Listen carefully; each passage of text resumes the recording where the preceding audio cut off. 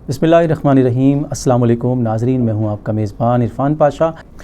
नाज़रीन, गर्मियों के दिन हैं, ख़ास तौर पे जो बरसात के दिन हैं, बरसात के दिनों में जिस्म से पसीना ख़ारिज होता है और पसीने की जो बदबू होती है वो आम तौर पे लोगों को भी तकलीफ़ देती है और हमें भी तकलीफ़ देती है।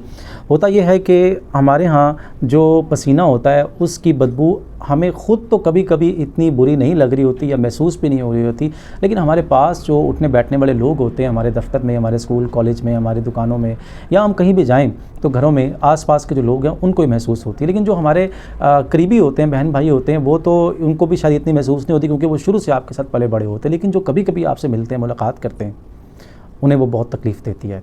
वो कभी कभी आपसे इस बात का इजहार नहीं करते क्योंकि वो समझते हैं कि ऐसा कहने से कहीं आपको बुरा ना लग जाए। अब बस में सफ़र करते हैं तो वहाँ पर भी आपको किसी के करीब होकर भी बहुत ज़्यादा बदबू का एहसास होता है। और ये पसीने की बदबू अगर ज़्यादा है, यानी पसीना ज़्यादा आया और फिर ख़ास तौर पे जो बगलों में होता है, क्योंकि वहाँ पे वो बंद होती हैं, उसमें बहुत सारे जरासीम और बैक्टीरिया जो है वो पैदा हो जाते हैं।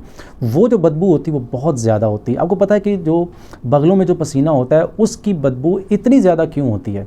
इसलिए कि उसमें बैक्टीरिया पैदा होता है। वो बैक्टीरिया जो है वो ग्रो करता है, बैक्टीरिया जो है फिर वहाँ अपना फुजला भी खारिज करता है। वो असल में वो बदबू उस फुजले की होती है जो हमें बहुत बुरी लग रही होती है।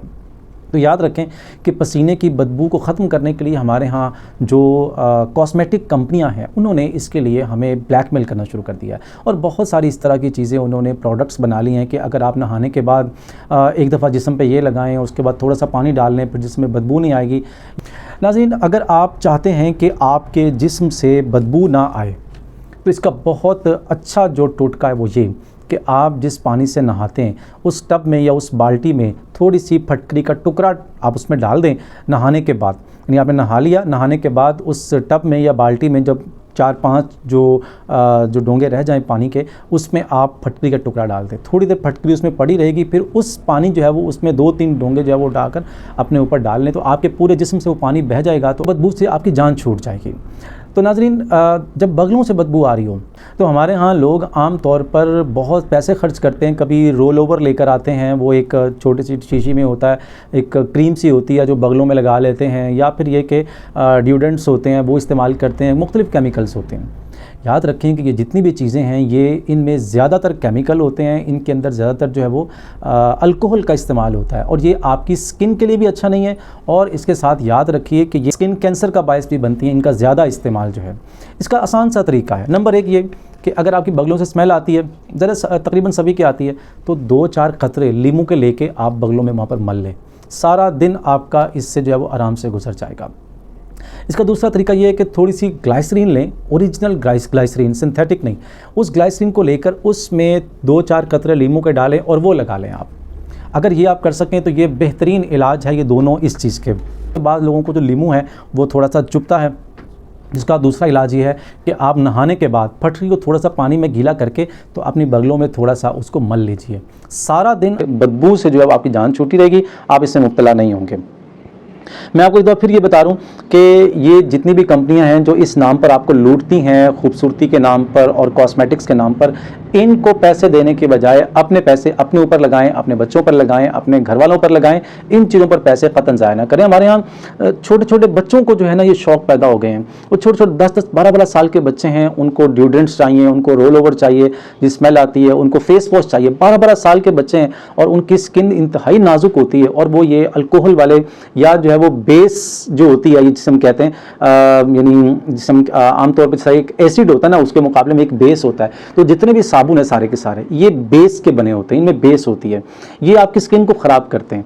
तो बेहतर ये है कि कम साबुन का इस्तेमाल करें, दिन में एक बार साबुन का इस्तेमाल करें। वैसे आप साबुन जो है वो के बगैर भी मुंह धोते रहे तो ये बेहतरीन चीज़ है। इसी तरह से दिन में गर्मी में आप 4 दफ़ा नहाते हैं, 3 दफ़ा नहाते हैं बाज़ दफ़ा कुछ लोग, तो वो 1 दफ़ा साबुन इस्तेमाल करें, बाकी दफ़ा वैसे नहाएं।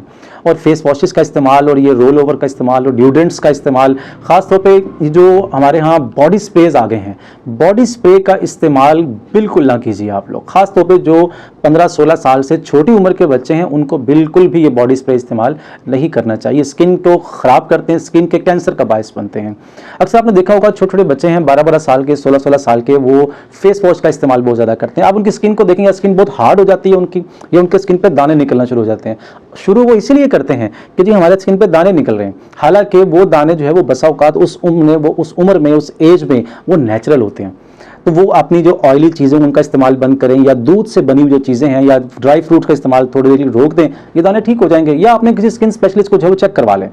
लेकिन जब वो बगैर किसी डॉक्टर के मशवरे से ये चीज़ें इस्तेमाल करते हैं तो ये चीज़ें बढ़ती चली जाती हैं या फिर उतनी रहती हैं और सारी ज़िंदगी साथ चलती हैं। फिर उनको ये लगता है कि मैं चूंकि ये फलां फेस वॉश इस्तेमाल कर रहा था तो उसकी वजह से ये रुक गया, ये उतना ही बड़ा नहीं है, हालांकि ये उसकी स्किन के लिए मुस्तकिल नुकसानदेह है। हमने ऐसे बहुत सारे बच्चों को देखा है कि जो इस तरह के बॉडी स्प्रे इस्तेमाल करते थे, फेस वॉशेस इस्तेमाल करते थे, या बदबू ख़त्म करने के लिए जिस्म के मुख्तलिफ ड्यूडेंट्स इस्तेमाल करते थे, वो फिर बाद में स्किन की ऐसी बीमारियों में मुब्तला हुए हैं कि जो फिर लाइफ टाइम उनके साथ चलती हैं।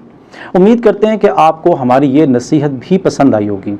इंशाल्लाह अगली किसी वीडियो में आपसे फिर मुलाकात होगी। उस वक्त तक के लिए अल्लाह हाफिज़।